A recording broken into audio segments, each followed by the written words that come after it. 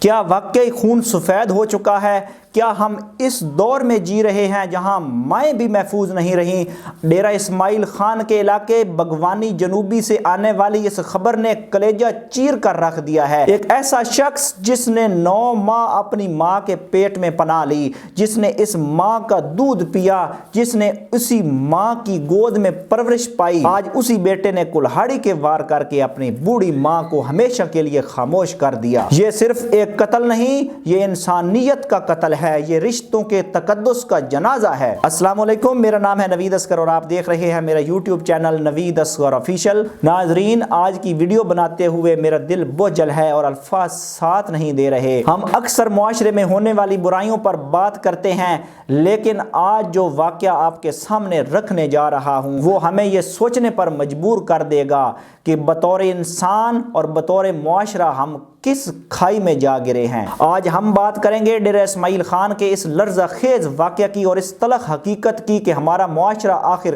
کس طرف جا رہا ہے۔ تفصیلات کے مطابق ڈی آئی خان کے علاقے بغوانی جنوبی میں ایک سنگ دل بیٹے نعمت اللہ ولد بشیر خان قوم بلوچ نے اپنی سگی ماں سیدہ بی بی کو کلہاڑی کے پے در پے وار کر کے بے دردی سے قتل کر دیا۔ پولیس نے فوری کارروائی کرتے ہوئے ملزم کو آلہ قتل یعنی کلہاڑی سمیت گرفتار کر لیا۔ لیکن اس کہانی کا سب سے خوفناک پہلو یہ ہے کہ اس شخص کا پہلا جرم نہیں تھا۔ بتایا جا رہا ہے کہ کچھ ماہ قبل اس ظالم نے اپنی بیوی کو بھی موت کے گھاٹ اتار دیا تھا۔ جس شخص کے ہاتھ اپنی شریک حیات کے خون سے رنگے ہوں، آج اس نے اس ہستی کو بھی نہیں بخشا جس کے قدموں تلے جنت تھی۔ ناظرین، ذرا سوچئے، ماں کیا ہوتی ہے؟ ماں وہ ٹھنڈی چھاؤں ہے جو خود دھوپ میں جل کر اپنے بچوں کو سکون دیتی ہے۔ اللہ پاک نے ماؤں کے قدموں تلے جنت رکھی ہے۔ قرآن پاک میں اللہ نے اپنی بندگی کے بعد سب سے زیادہ تاکید والدین کے ساتھ حسن سلوک کی ہے۔ ایک ماں جو اپنے بچے کی ایک آہ پر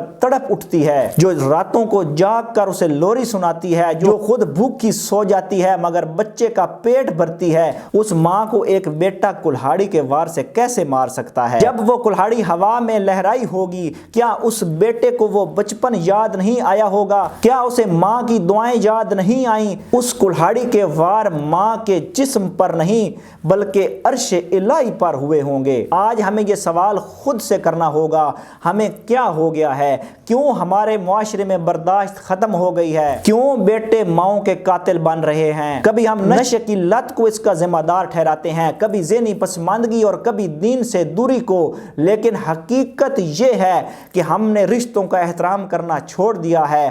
ہم ایک ایسے ہجوم میں بدل چکے ہیں جہاں احساس مر چکا ہے۔